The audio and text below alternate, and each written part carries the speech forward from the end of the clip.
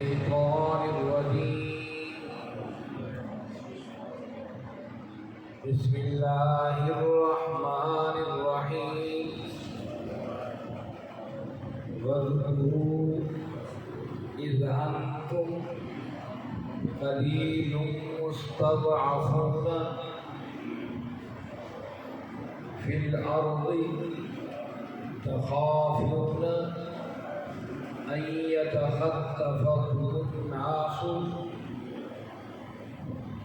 فآواكم وأيدكم بنصره ورزقكم من الطيبات لعلكم تشكرون. يا أيها الذين آمنوا لا تخونوا الله والرسول وتخونوا أماناتكم وأنتم تعلمون. واعلموا أنما أموالكم وأولادكم فتنة وأن الله عنده أجر عظيم. يا أيها الذين آمنوا إن تتقوا الله يجعل لكم فرقانا ويكفر عنكم سيئاتكم ويغفر لكم والله ذو الفضل العظيم. صدق اللہ العظیم. عزیز ساتھیوں، تمام حمد و ثنا، تعریف و توصیف اس رحیم و کریم رب کے لیے جس کا رحم اور کرم عرش وسیع. اس کا رحم اور کرم ہی ہے کہ ہم اس کی بارگاہ میں بیٹھے اس کے کلام کو، اس کے احکامات کو سننے کے لیے بیٹھے ہوئے. اس کے بعد لاکھوں کروڑوں درود و سلام اس نبی مہرباں پر جنہوں نے اللہ رب العزت سے حق کو پا کر ہم تک حق کو پہنچانے کا حق ادا کیا. عزیز ساتھیوں، نامہ پارہ ہے، سورہ انفال ہے، اور سورہ انفال کی ہم نے 25 آیات پڑھ لی. گزشتہ آیات بینات میں ہم یہ پڑھ اور سنائے. اللہ رب العزت نے ارشاد فرمایا، جب اللہ اور اس کا رسول تمہیں پکارے، کوئی بات کہے اور خاص کر ایسی بات جو تمہیں زندگی دینے والی ہو، اس پر لبیک کرو. اور میں نے بتایا تھا زندگی دینے سے دو باتیں مراد ہیں.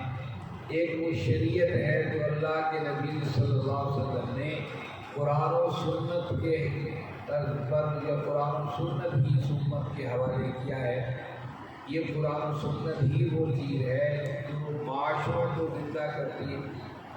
ایک یہ سودی معاملہ ہو، سود کے بارے میں فرمایا یہ معیشتوں کو تباہ کر دیتی ہے، اور آج ہماری معیشتوں کے حال کیا ہیں آپ ہم سب جانتے ہیں. اور اس کے مقابلے میں ہمارے سامنے جاپان جیسے ملک کی مثال بھی ہے جو بڑی تیزی سے ترقیوں کی منزلیں طے کرتا چلا گیا. جب وہاں کے تھنک ٹینکس نے سود کو اپنے ملک میں مکمل طور پہ پابندی لگا دی. بلکہ لما یحیی جو حضور لے کر آئے ہیں اس میں زندگی ہے، اسے چاہے کافر بھی اپنا لیں گے تو دنیا کے اندر وہ مریں گے نہیں، زندہ ہوں گے، چاہے آخرت میں ان کے لیے کوئی اجر نہیں. جبکہ اس کے مقابلے میں بندہ مومن کے لیے دنیا اور آخرت دونوں کے اجر کا معاملہ ہے. وہ ہے کہ یہ کہا گیا کہ جو اللہ اور اس کے رسول کا حکم ہے اس پر لبیک ہے. اور دوسرا جو فقہاء نے اس کے حوالے سے لکھا ہے وہ یہ ہے کہ جہاد اور سورہ انفال مال غنیمت کے حوالے سے چل رہی ہے. تو یہاں اللہ رب العزت نے جہاد کے حوالے سے فرمایا کہ جہاد کو جو تمہیں پکارا جائے یہ زندگی دینے والی چیز ہے. جہاد یہ لوگوں کو زندہ کرتی ہے. واقعی دیکھ لیجیے اگر یہ حال فلسطین کے اندر نہ ہوتا، فلسطین کے لوگ بھول چکے تھے وہاں پر کیا حالات لیکن اب سب سے فریش پوائنٹ دنیا کا اگر فلسطین ہے یا وہاں کشمیر کے لوگ مقبوضہ کشمیر کے، جو زندگی بخش چیز ہے اس کی طرف لبیک کہتے ہوئے جانا چاہیے۔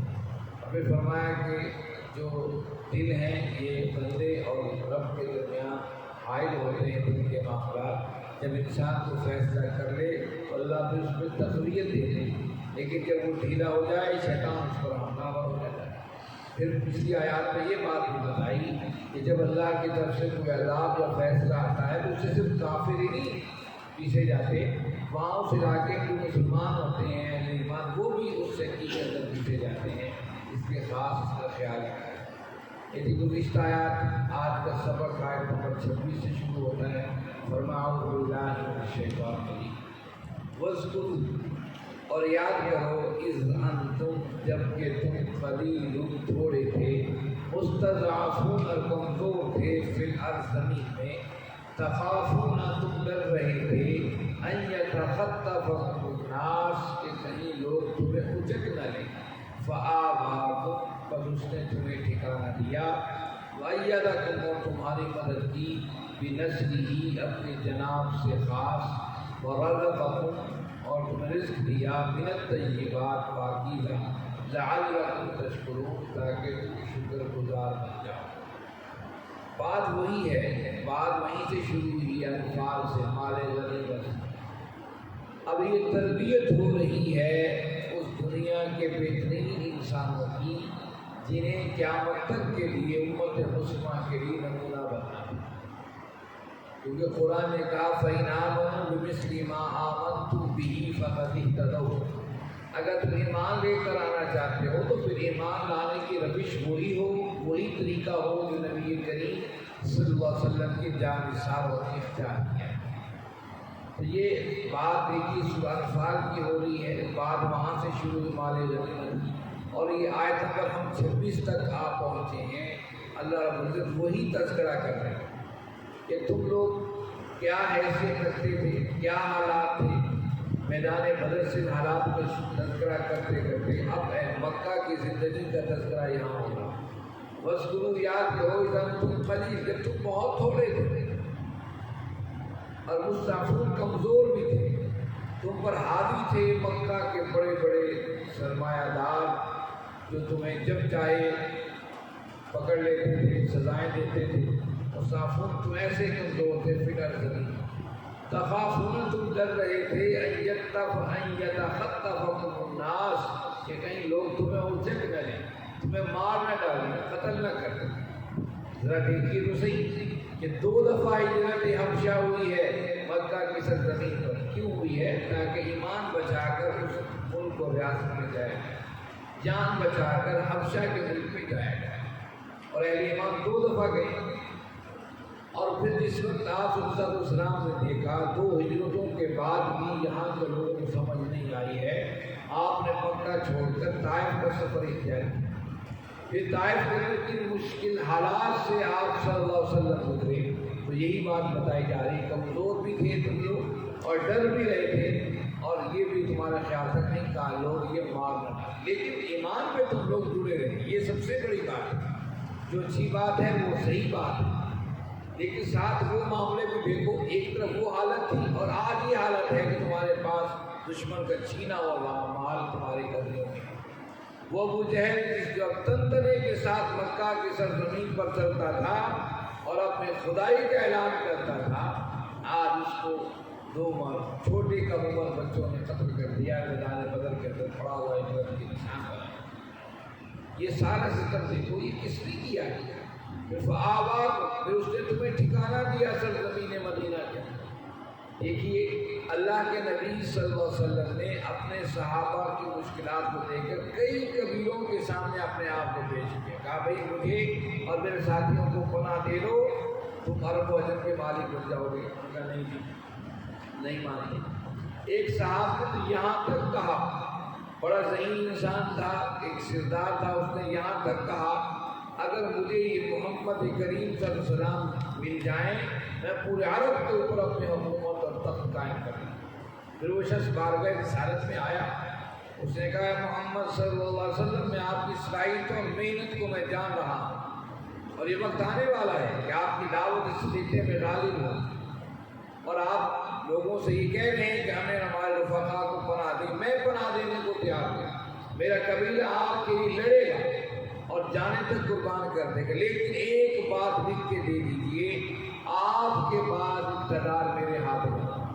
آپ جب تک زندہ رہیں آپ حکومت کریں عرب میں، لیکن جو ہی آپ فوت ہو جائیں گے، دنیا سے رخصت ہو جائیں گے، اقتدار میرے نام کر جائیں گے، میرے خاندان کے نام کر جائیں گے۔ اللہ کے نبی صلی اللہ علیہ وسلم وہ بھلے مانس، یہ دین میرا نہیں ہے، یہ تو اللہ کا پیغام ہے اور میں اس کا رسول ہوں۔ میں تمہیں کیسے لکھ کے دے دوں کہ تم میرے بعد حکمران بنو گے؟ تو اللہ کا نظام ہے، جس کو چاہے حکمران بنا دے، اس طرح چاہے اس نظام کو چلائے، اس میں میرا کوئی اختیار نہیں۔ بنا دے تو ٹھیک، نہیں دیتے ہو تو کوئی کمٹمنٹ اور کوئی تمہارے ساتھ لین دین اس حوالے سے نہیں۔ یہ دیکھیے مشکل حالات بھی تھے، جستجو بھی تھی اور لوگوں کے مطالبے بھی تھے، لیکن اللہ کا نظام دیکھیے۔ اسی یثرب اور مدینہ سے کچھ لوگ آئے، خفیہ طور پر 6 افراد آپ کے ہاتھ میں بیعت کر کے چلے گئے۔ اگلے سال پھر حج کے ایام میں آئے، 75 افراد نے آپ کے ہاتھوں نہ صرف بیعت کی بلکہ آپ نے کہا یا رسول اللہ ہمارے شہر تشریف لے کر آئیے، ہم اپنے بچوں سے بڑھ کر آپ کی حفاظت کریں۔ اور پھر جب اللہ کے نبی صلی اللہ علیہ وسلم ہجرت کر کے مدینہ تشریف لے کر آئے تو وہاں کے لوگوں نے اپنے قول کو، اپنی بات کو سچ ثابت کر کے دکھایا۔ اسی کی طرف اشارہ ہے، وَآبَاءَكُمْ، بس تمہیں ٹھکانہ دیا، وَأَيَّدَكُمْ، اور پھر تمہاری مدد کی، بِنَصْرِی، اپنی خاص مدد۔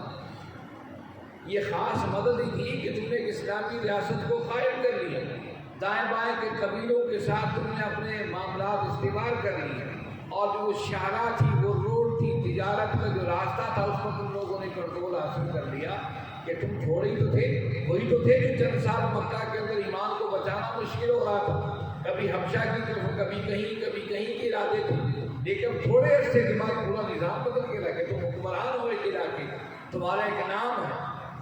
وَرَزَقَكُم مِّنَ الطَّيِّبَاتِ، اس نے پاکیزہ رزق دیا، لَعَلَّكُمْ تَشْكُرُونَ، اس لیے کہ تاکہ تم اللہ کا شکر ادا کرو۔ میں یہ کہا کرتا ہوں کہ ہمارے مملکت پاکستان یہ مدینہ کے ساتھ جڑا ہے، اس کی نسبت مدینہ کے ساتھ ایسی نہیں ہے۔ آئیے اپنے خطے پر غور کر کے دیکھیے، کیا یہاں پر اس وقت حال یہ نہیں تھی؟ مغلوں کے دور حکومت کے بعد جب انگریزوں نے یہاں پر تسلط اپنا قائم کیا تو یہاں کے مقامی ہندوؤں نے اور دیگر لوگوں نے تو اپنی وفاداری کا دم بھر لیا، لیکن مسلمانوں کی فطرت یہ ہے کہ اپنے رب کے سامنے ہی سر جھکاتے ہیں، کسی اور کے سامنے اپنے سروں کو نہیں جھکاتے۔ فطرتاً آزاد پسند ہوتے ہیں، آزاد منش ہوتے ہیں۔ اب یہی کیفیت یہاں تھی، لوگوں نے قبول نہیں کیا انگریزوں کی حکومت کو کے جو اقتدار ہو۔ یہی وجہ ہے کہ مسلسل مسلمان ہی معصوم چلے آئے، مسلمان ہی اس خطے میں دہشت گرد کہلائے، مسلمان ہی کو چوکوں چوراہوں پر پھانسیاں دی گئیں، مسلمان علماء کو اس لحاظ سے پکڑا گیا، مساجد کو خالی کر دیا گیا، اور جو مساجد کے ساتھ زمینیں اور جائیدادیں سرداروں کی تھیں ان کو ختم کر دیا، اور مولوی صاحب کو دانے دانے کا محتاج کر دیا کہ جب پیٹ میں کچھ نہیں ہوگا یہ لوگوں کو کیسے جہاد پر ابھارے گا، اور پھر جو پیسہ دے گا مولوی صاحب کے پیٹ بھرنے کے لیے لام اعلیٰ اس کے تو خود آئے گا اسے۔ پھر یہ صورتحال پیدا ہو گئی کہ پورے ملک کے ہندوستان کے اندر مسلمانوں کی یہ حالت ہوئی، لیکن پھر بھی مسلمان ڈٹے رہے تو پھر اس کے بعد یہاں تک خطہ حاصل کر دیا، اور خطہ جب حاصل کیا آپ ہم سب جانتے ہیں آدھی سے زیادہ جو ہمارے ملک کا حصہ تھا وہ انڈیا نے روک لیا، ٹرینیں روک لی، پیسہ روک لیا، وسائل روک لیے، ذہین بندے روک لیے، اور بہت سے اچھے بہترین خطے دشمن، گرداسپور کا علاقہ، یہ جونا گڑھ کے علاقے، یہ سارے علاقے جس ملک کے پاکستان میں شامل ہونے تھے، یہ مقبوضہ کشمیر کا خطہ اس کا آج تک مسئلہ چل رہا ہے، اس ملک کے پاکستان کا حصہ بننا تھا، یہ سب کا سب ہم سے چھین لیا گیا، لیکن اس کے باوجود اللہ کی مدد ہمارے ساتھ رہی۔ وَرَزَقَكُم مِّنَ الطَّيِّبَاتِ، اور تمہیں پاکیزہ رزق دیا۔ آپ دیکھ لیجیے جب پاکستان بنا اس وقت چھپروں کے نیچے بیٹھے کمشنر اور ڈپٹی کمشنر اپنے معاملات کو حل کرتے تھے، اس وقت ہماری حالت یہ تھی کہ ہم دنیا کو قرض تک دے رہے تھے، دنیا کی تربیت اور ٹریننگ ہمارے یہاں ہوتی تھی، اور ہم دنیا کے اندر بہترین انداز سے کھڑے تھے۔ اللہ کہتے ہیں لعلکم تشکرون، یہ سب کچھ ہم نے اس لیے کیا کہ تم اللہ کے شکر گزار بنتے تو بنو۔ لیکن اہل مدینہ وہاں کے لوگوں نے تو شکر گزاری کا راستہ اختیار کیا، لیکن لگتا ہے کہ ہمارا معاملہ ابھی کچھ امتحان میں باقی ہے۔ یا ایھا الذین آمنوا، اے وہ لوگ جو ایمان لائے ہو، لا تخونوا اللہ، نہ خیانت کرو اللہ کے ساتھ، والرسول، اور اس کے رسول والسلام کے ساتھ، وتخونوا، نہ خیانت کرو اماناتکم، اپنی امانتوں میں، وانتم تعلمون، اور یہ کہ تم جانتے ہو۔ اب دیکھیے اس میں واضح دو باتیں کی، اللہ اور اس کے رسول سے خیانت کرنا۔ امانت ہم عموماً سمجھتے یہ ہیں کوئی پیسہ روپیہ کسی نے رکھ دیا ہے تو وہی امانت ہے، پیسہ ہم نے لٹا دیا گویا کہ ہم نے امانت کا حق ادا کیا، لیکن ایسا نہیں ہے۔ امانت وسیع معنی اور مفہوم رکھتی ہے۔ کس طرح رکھتی ہے؟ آئیے اس آیت کا ذرا پس منظر دیکھیں تو ہمیں بات سمجھ میں آئے گی۔ یہ جو آیت تھی یہ اتری ہے غزوہ خندق کے بعد۔ غزوہ خندق کے اندر کیا معاملہ تھا کہ مسلمانوں کی تعداد تھوڑی تھی، 2900 3000 کے قریب، تو اللہ کے نبی صلی اللہ علیہ وسلم نے صحابہ کی مشافت کے ساتھ مدینہ کے گرد خندق کھود دی۔ ایک طرف پہاڑی تھی اور دوسری طرف کا علاقہ جو ہے وہ خندق کھود دیا تاکہ دشمن داخل نہ ہو سکے۔ ادھر جو کفار کا لشکر تھا 10,000 کی تعداد کے اندر آیا تھا، وہ آگے حیران ہو گیا کہ ہم کیسے خندق کو کراس کریں۔ بہرحال فوج باہر ہو گئی دشمن کی، کچھ جھڑپیں ہوتی رہیں لیکن مدینہ میں داخل نہ ہو سکے۔ اب یہ ہوا کہ کفار نے سازش چلی، انہوں نے باہر سے خفیہ پیغام یہودیوں کو بھیجا اور مدینہ کے منافقوں کو بھیجا، ہم باہر سے حملہ کرتے تو اندر سے حملہ کرو۔ منافقین کی ذمہ داری یہ تھی کہ اسلحہ اور ہتھیار یہودیوں کو پہنچائیں، یہودی حملہ کریں گے اور پھر باہر سے حملہ کریں گے، اور یوں اللہ کے نبی صلی اللہ علیہ وسلم کی ریاست کو پیس کے رکھیں۔ اس وقت جو قبیلہ یہودیوں کا آباد تھا وہ قبیلہ بنو قریظہ تھا۔ بنو قریظہ ان لوگوں نے کہا بالکل ٹھیک ہے، ہم تمہارے ساتھ ہیں، بس ہم ہتھیار اکٹھے کر لیں، ہم اندر سے حملہ کریں گے، تم باہر۔ یہاں تک کہ ایک دو ایسی کاروائیاں بھی یہودیوں نے بنو قریظہ کے لوگوں نے کی کہ مسلمانوں کو خطرہ پڑ گیا، یہ تو اندر سے بھی نقصان ہے باہر سے بھی، اگر یہ دونوں فریق ہم پر حملہ آور ہوتے ہیں اس اسلامی ریاست کو تو یہ پیس کے رکھ دیں۔ بہرحال اللہ رب العزت کی حکمتیں ہمیشہ سے غالب آتی ہیں، جب بھی غالب آئیں اور کفار کا لشکر آندھی اور طوفان آیا وہ لشکر بھاگ گیا۔ اب فتح یابی تو ہو گئی تھی، مکہ کا لشکر بھاگ گیا تھا، 10,000 کا لشکر۔ اللہ کے نبی صلی اللہ علیہ وسلم صحابہ کے ساتھ مدینہ اپنے گھروں میں تشریف لائے اور آپ نے اپنے ہتھیاروں کو جو لگے تھے تلوار ڈھال اور نیزے وہ آپ نے اتار دیا۔ لیکن جو ہی آپ نے اتارا تو آپ نے دیکھا کہ جبریل دروازے پر آئے، آپ نے دیکھا کہ جبریل علیہ السلام کا گھوڑا بھی مٹی سے ہٹا ہوا ہے، آپ کے کپڑے بھی مٹی سے ہٹے ہوئے ہیں، اور آپ کے جسم پر ابھی تک تلوار اور نیزے اور ڈھال لگی ہوئی ہیں۔ تو آپ نے فرمایا جبریل یا رسول اللہ آپ نے ہتھیار رکھ دیے؟ فرمایا رکھ دیے، جنگ ختم ہو گئی۔ فرمایا میں تو ابھی ان کفار کا پیچھا کر کے آ رہا ہوں، مکہ کے دروازے تک چھوڑ کے آ رہا ہوں خوف اور رعب کے ساتھ، لیکن ابھی جنگ ختم نہیں ہوئی ہے، ابھی بنو قریظہ سے انتقام لینا ہے۔ اگر وہ عین میدان جنگ میں کامیاب ہو جاتے ان کی سازش، اسلامی ریاست اور یہاں کے لوگوں کا وجود کہاں برقرار ہے؟ اس لیے مجھے حکم ہے کہ میں آپ کو لے کر چلوں اور بنو قریظہ کے محلوں تک پہنچوں۔ اللہ کے رسول فوراً صحابہ کو حکم دیا ہتھیار باندھیے اور بنو قریظہ کے دروازے پر آ جائیے۔ بنو قریظہ کے پاس پہنچے تو بنو قریظہ کے لوگوں کو پتہ لگ گیا ہم مقابلہ کر نہیں سکتے، وہ اپنے قلعے کے اندر بند ہو گئے اور قلعے کے دروازے بند گئے۔ اب اللہ کے نبی صلی اللہ علیہ وسلم کو بات چیت آغاز کو ان سے پوچھا جائے لڑنا ہے تو لڑو باہر نکل کے، کیا کوئی بات ہے سنیں۔ وہ کہنے لگے بار بار 7 دن نماز کو بھیجیے، وہ جو ہمارے حق میں فیصلہ کر لیں گے وہ ہمیں چھوڑ۔ یہ باتیں بار بار وہ پیغام بھیج رہے تھے کہ ہم تم سے لڑیں گے نہیں، لیکن 7 دن نماز ہمارا تقدیر کا فیصلہ کریں گے۔ اللہ کے نبی صلی اللہ علیہ وسلم نے 7 دن نماز کو بھیجنے سے پہلے ابو لبابہ رضی اللہ عنہ کو بھیجا، ابو لبابہ آپ جائیے اور ان کے مطالبات سن کر آئیے۔ ابو لبابہ دیکھ چکے تھے حالات انتہائی خطرناک کہ انہوں نے ان ٹائم غداری کی، اللہ کے رسول بڑے غصے میں ہیں، اور قتل کے علاوہ ان کا کوئی حل اللہ کے رسول نہیں نکالا۔ ابو لبابہ وہاں پر پہنچے رضی اللہ تعالیٰ، تو بچے اور عورتیں سب ابو لبابہ قریب اکٹھے ہو گئے، کیونکہ ابو لبابہ کی زمینیں ان علاقوں میں موجود تھیں اور وہاں رہے تھے۔ انہوں نے کہا ابو لبابہ حالات بڑے خراب ہیں، بتاؤ ہمارا کیا فیصلہ کریں؟ ابو لبابہ خاموش رہے، کہا کہ دیکھو سمجھداری کا کام لو اور جو ہے اللہ کے رسول کے پاس جاؤ، جو بات چیت کرنی ہے وہ کرو۔ وہ کہتے کہ نہیں ہم جاتے ہیں لیکن ہمارا انجام بتائیے کیا ہونے والا ہے۔ تو ابو لبابہ رضی اللہ عنہ زبان سے تو کچھ نہ کہا، لیکن انگلی سے گردن پہ اشارہ کر دیا کہ یہ اب تمہاری حلق کٹیں گے اور گردنیں کٹیں گے۔ اب ابو لبابہ رضی اللہ عنہ نے یہ بات کہہ دی۔ جب وہاں سے واپس نکلے تو ابو لبابہ کو خیال آیا یہ تو امانت تھی، ہم جو بھی فیصلہ بنو قریظہ خلاف کرنے والے تھے وہ تو امانت تھی، اور میں نے ان سے پہلے ہی حضور کے حکم سے پہلے ہی یہ بات ان کے کانوں میں ڈال دی کہ تم قتل کر دی جاؤ گی، تو میں نے امانت میں خیانت کی۔ اب ابو لبابہ رضی اللہ عنہ مسجد بارگاہ رسالت میں آنے کی بجائے سیدھا مسجد نبوی میں چلے گئے اور اپنے آپ کو سکون کے ساتھ باندھ لیا۔ ادھر اللہ کے نبی صلی اللہ علیہ وسلم انتظار کر رہے ہیں، ابو لبابہ آئیں، ابو لبابہ آئیں، وہ نہ آئے۔ کافی دیر ہو گئی تو آپ کو تشویش ہوئی، آپ نے صحابہ کو روانہ کیا جا کے دیکھیں۔ صحابہ نے آ کے اطلاع دی کہ یا رسول اللہ صلی اللہ علیہ وسلم ابو لبابہ تو کب بہت پہلے وہاں سے واپس آ گئے ہیں اور اپنے آپ کو مسجد نبوی کے ستون کے ساتھ باندھ دیا ہے، کیونکہ انہوں نے اشارتاً کنایتاً یہودیوں کو بتا دیا ہے کہ تمہارے قتل کے علاوہ کوئی اور فیصلہ نہیں۔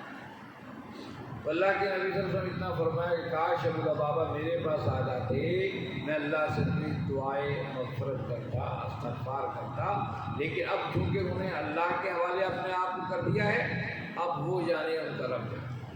اب ابو لبابہ رضی اللہ تعالیٰ نے اپنے آپ کو اس ستون کے ساتھ باندھ لیا۔